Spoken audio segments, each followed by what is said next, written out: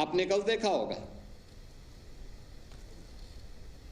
आदरणीय प्रधानमंत्री जी ने एशिया के सबसे बड़े एयरपोर्ट का कल लोकार्पण किया है उत्तर प्रदेश में। उत्तर प्रदेश सरकार ने वह एयरपोर्ट बनाया है। यानी अगर आबादी हमारी सबसे बड़ी है तो हम कार्य भी सबसे बड़ा करेंगे, और वह कार्य कल हम लोगों ने जेवर में करके दिखाया है। दुनिया का सबसे बड़ा एयरपोर्ट, एयरपोर्ट जब पूरे उस पर काम करेगा तो 1 लाख नौजवानों को सीधे सीधे नौकरी देगा। 1 लाख नौजवानों को। ये जो एयरपोर्ट बना है, ये एयरपोर्ट जहां पे बना है 2017 के पहले उत्तर प्रदेश ही नहीं, देश के क्राइम कैपिटल के रूप में वह क्षेत्र जाना जाता था। हर प्रकार का हीनियस क्राइम वहां होता था। शाम को 5 बजे के बाद गतिविधियां शून्य हो जाती थी। प्रातः 10 बजे के पहले तक कर्फ्यू जैसा माहौल रहता था। कुल वहां की जीवन दिनचर्या 10 बजे से लेकर के शाम को 5 बजे के बीच में हो पाती थी। इस दौरान बाकी उसके बाद पूरी तरह बंद रहता था। उस रास्ते से कोई गुजरता नहीं था। और आज ये डबल इंजन सरकार की स्पीड है, उसकी दृढ़ इच्छा शक्ति है कि केवल उत्तर प्रदेश नहीं बल्कि देश और दुनिया का इन्वेस्टमेंट का बेस्ट डेस्टिनेशन के रूप में उसको स्थापित करने में हम लोगों ने मात्र 9 वर्ष के अंदर उस स्थिति में पहुंचा दिए। आज देश और दुनिया का हर बड़ा संस्थान वहां आना चाहता है। आज वहां मेडिकल डिवाइस पार्क बन रहा है। आज वहां पे इंटरनेशनल फिल्म सिटी बन रही है। आज वहां पे वर्ल्ड क्लास यूनिवर्सिटीज आ रही हैं। आज वहां पर टॉय पार्क बन रहा है, एपेरल पार्क बन रहा है। यानी कल्पना भी नहीं कर सकते। और अभी पिछले दिनों सेमीकंडक्टर की भी उत्तर भारत की सबसे बड़ी यूनिट का शिलान्यास प्रधानमंत्री जी ने उसी के पास किया है। आज के इस युग में सेमीकंडक्टर के बगैर पूरी दुनिया एकदम लाचार है। जैसे एक समय तेल के बगैर दुनिया लाचार हो जाती थी, ऐसे ही सेमीकंडक्टर के बगैर दुनिया लाचार हो जाती है। और वह अब यूपी के अंदर बनेगा। यूपी के अंदर बनेगा। कोई 17 के पहले सोच सकता था? क्यों 17 के पहले सब काम नहीं हो पाया? क्योंकि सोच नहीं थी, करने की इच्छा शक्ति नहीं थी, नियत साफ नहीं थी। वे लोग पहले भी नहीं करना चाहते थे, आज भी करने की इच्छा शक्ति नहीं है। जो कार्य हो रहा है उस कार्य को डिस्टर्ब करना है। हर हाल में उसको कर तो नहीं सकते, लेकिन उसके खिलाफ दुष्प्रचार करके, अफवाह फैला करके माहौल को खराब करने का काम। आप देख रहे होंगे दुनिया संकट में है। दुनिया के सामने अनेक संकट चल रहे हैं, उथल पुथल है। तमाम देशों में इमरजेंसी लागू हो गई है। लोगों में वहां संशय का माहौल बना हुआ है। गल्फ वार के नाते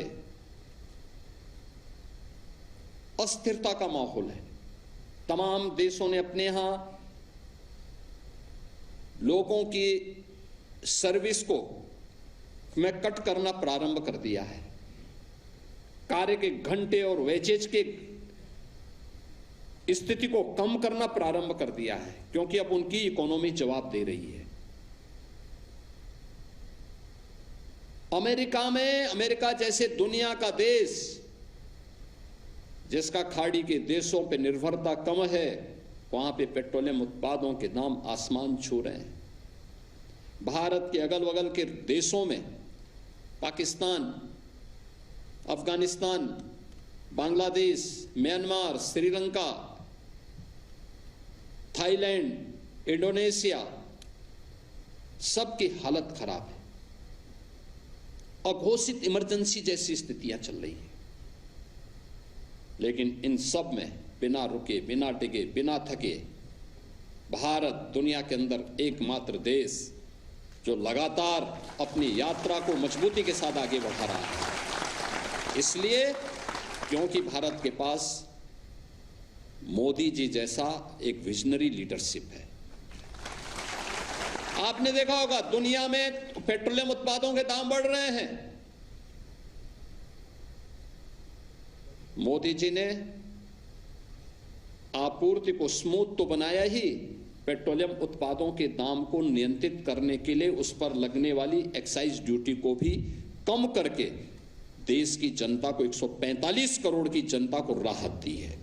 ये अकेले भारत के अंदर हुआ है, दुनिया के अंदर कहीं नहीं हुआ है, दुनिया के अंदर कहीं नहीं हो रहा है। अब मुझे बताइए, मोदी जी जो ये 145 करोड़ लोगों को राहत दे रहे हैं, क्या इसका लाभ केवल भाजपा के लोग ले रहे हैं क्या? क्या इसका लाभ केवल एक वर्ग विशेष ले रहा है क्या? पूरा देश ले रहा है। सरकार का निर्णय इसी प्रकार का यूनिफॉर्म होता है, बिना भेदभाव के सबको एक समान दृष्टि से उस योजना के साथ जोड़ने का कार्य, और वह आज देश के अंदर देखने को मिल रहा है। आप सोचो, मोदी जी के नेतृत्व में देश आगे बढ़ रहा है, तो मोदी जी को रोकने के लिए किस किस प्रकार के निम्न स्तरीय प्रयास प्रारंभ हुए हैं, कैसे अफवाह फैलाई जा रही है, कैसे माहौल को दुष्प्रचार में बदलने का काम हो रहा है, कैसे अफवाह फैला करके कि कहीं बोला, जब कोई बोलता है कि साहब वो 14 यानी जो सिलेंडर रसोई का इसका सिलेंडर 14 किलो का होता है, उसके बारे में कि साहब वो 10 किलो उसमें से खाली हो गया है, अब केवल 4 किलो मिलेगा। किस प्रकार की बचकानी हरकतें लोग करते हैं। कोई झूठी अफवाह फैला करके साहब लॉकडाउन लग जाएगा, फालतू की बकवास करते हैं। ये अफवाहबाज देश का नुकसान कर रहे हैं। जनता के कार्य में जहां किसी भी प्रकार का कोई डिस्टरबेंस नहीं, सब कुछ स्मूथ चल रहा है, हर एक को दिया जा रहा है, लेकिन चैलेंज केवल भारत के पास नहीं, दुनिया के पास एक चैलेंज है।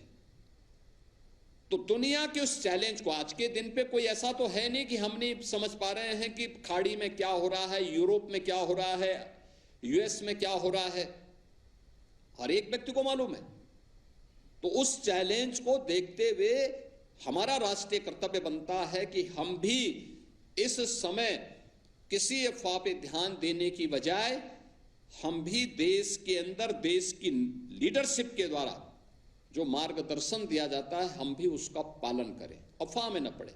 आपके मोबाइल पर तुरंत आएगी ब्रेकिंग न्यूज, स्क्रीन पर सबसे पहले दिखेगी बड़ी खबर, देश दुनिया की हर खबर एक जगह। अब आपके मोबाइल पर तुरंत फटाफट इंस्टॉल कीजिए न्यूज नेशन ऐप और रखिए खुद को अपडेट।